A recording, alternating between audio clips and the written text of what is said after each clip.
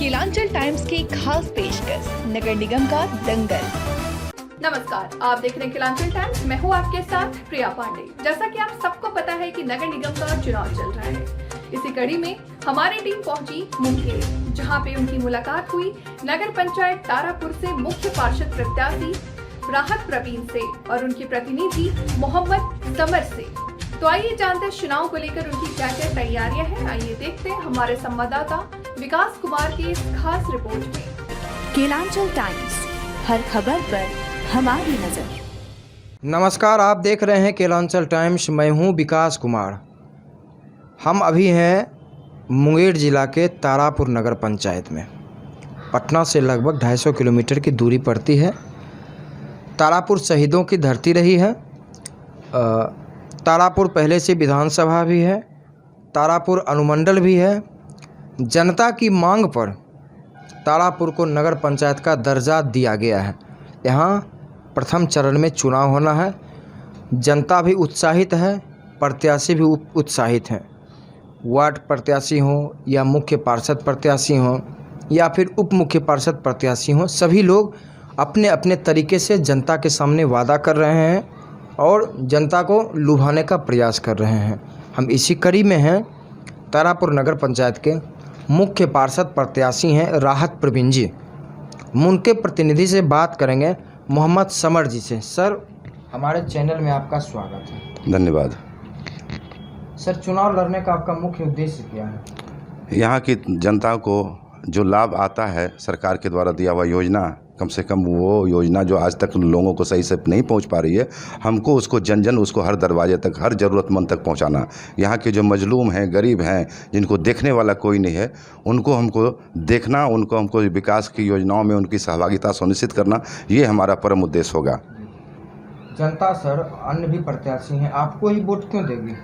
इसलिए कि हम पिछले 5 साल में जो कार्य किए हैं वो आज तक कोई नहीं कर सका है। आप हमारे गाजीपुर पंचायत में हम पहले गाजीपुर पंचायत के भी मुखिया हमारे घर से रह चुके हैं। मैं उनका प्रतिनिधि हूं। इस नाते मुझे ये फ़र्ज़ बनता है कि मैं आपके सामने अपनी समस्त कार्यों को रख सकूं जो मैंने पिछले 5 साल में किया है। उसमें से सबसे बड़ा मुख्य है मेरा यहाँ का स्कूल, हाई स्कूल। यहाँ की बच्चियाँ हाई स्कूल का मुँह नहीं देख पाती थी, चूँकि ये मुस्लिम समुदाय के होने के चलते लड़कियों को बाहर ज़्यादा जाने का लोगों को ये प्रचलन नहीं था। उस प्रथा के अंदर में ये लोग दबी कुचली रह जाती थी। बहुत सी लड़कियां हमें मैट्रिक नहीं कर पाती थी चाह के भी। वो स्कूल का मैट्रिक का मंजूरीकरण ये हमारे रीजन में ही हुआ। ये हम लोगों ने बहुत अथक प्रयास से करवाया है, जो कि कभी कभी लगता था कि ये असंभव सा दिख रहा है, लेकिन ये संभव हुआ। ये सबसे पहला मुख्य काम हुआ कि हमारे गांव के बच्चे शिक्षित हों, वो बिगड़े नहीं, उनको सही दिशा मिले, सही मार्गदर्शन मिले। एक तो ये बात हुई। दूसरी बात ये हुई कि यहाँ जल मीनार जो 22 सालों से भी बीमार पड़ा हुआ था, बेकार पड़ा हुआ था, कोई देखने वाला नहीं था, कोई विभाग उसे पूछने वाला नहीं था। इस बीच में कितने प्रतिनिधि आए और चले गए, किन्हीं से कुछ नहीं हो सका। उस काम को हम लोगों ने अपने अथक प्रयास से उसको चालू करवाया, जल मीनार को। कि जनताओं को जो प्रधानमंत्री आवास योजना है, इस आवास योजना से भी हमने 278 परिवारों को लाभ पहुँचाया है। डायरेक्ट उसको पेमेंट करवाया उनके खाता में। तीसरा है ये कि शौचालय का निर्माण, 2600 शौचालय का निर्माण करवाया है अपने पंचायत में। सामाजिक सुरक्षा पेंशन में भी 400 नए लोगों को हम लोगों ने जोड़ा है पेंशन से। ऐसे गांव-गांव में सड़कों का जाल बिछा दिया है। कोई गली ऐसा नहीं बचा जिसमें सड़क नहीं हो। उसमें किसी तरह का कोई भेदभाव कभी नहीं किया गया कि ये हमारा समाज का है और ये हमारा समाज नहीं है, ये हमारा वोटर है, ये हमारा वोटर नहीं रहा है। ऐसा किसी तरफ से कोई, हमारे प्रतिनिधि की तरफ से कोई ऐसा नहीं मामला आया जिससे कि ये भेदभाव का कोई कहीं भी लक्षण दिखाई दे। तीसरी बात ये और भी विशेष बातें हैं ये कि हमने सभी लोगों को उतना ही सम्मान दिया जितना हम किसी अपने रिश्तेदार या किसी और लोगों को देते हैं। ये नहीं समझ के कि हमारे वोटर हैं इसलिए इनको हम सम्मान देंगे। ये समझते थे कि ये हमारे चचा हैं, ये हमारे दादा हैं, ये हमारे भाई हैं, ये हमारी बहन है, ये हमारी बुआ है, ये हमारी दादी है। ये सोच के साथ में हम उनका सेवा किए हैं। और भी अन्य बहुत से कार्य हैं, अब गिनती कराऊंगा तो ऐसे मेरा मैनिफेस्टो निकला हुआ इस तरह से अपने कार्यों का, ऐसा ना। हाँ, तो वो सारे भी आपको मिलेंगे। लोगों के आपस में जो हमारा भाईचारा है, जो सद्भावना की भावना जो है हम लोगों के बीच में, वो हमारा कायम रहे।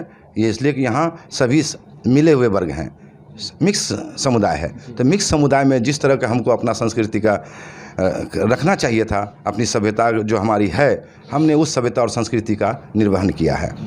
सर, जनता अगर मौका देती है पूरे तारापुर की, पहले तो आप गाजीपुर का प्रतिनिधित्व कर चुके हैं, क्या पूरे तारापुर में गाजीपुर के जैसा विकास होगा? जी हाँ, ये मैं वादा करता हूँ कि पूरे तारापुर में गाजीपुर से ज़्यादा विकास हुआ। लेकिन वो पहले पंचायत था, अब ये नगर पंचायत हो गया। अब इसके फंडिंग बढ़ेंगे, तरह तरह की योजनाएं इसमें जुड़ेगी, विकास होगा, निश्चित विकास होगा। मैं नगर विकास विभाग के बहुत सी चीज़ों को जानता हूँ अच्छी तरह से। मैं पुराना पंचायत प्रतिनिधि भी, पंचायत एक्टिविस्ट भी हूँ। मैंने 1978 से लेकर जो 2001 में पंचायत चुनाव हुआ है, ये नहीं हो रहा था 20 सालों से, इसका मैं मुख्य करता धरता रहा हूँ। ये बिहार में पंचायत चुनाव कैसे हो, इसकी सारी रणनीति मेरे अंदर में, मेरे लीडरशिप में हुई है, अग्रणी भूमिका निभाई। और हमने इसमें अपने कई वकील, MP गुप्ता और कई लोगों की टीम बनाया। सुप्रीम कोर्ट लेवल पर PIL था, हाई कोर्ट लेवल पर PIL किया गया। हाई कोर्ट के आदेश से ही हम लोगों का ये काम सफल हो सका था।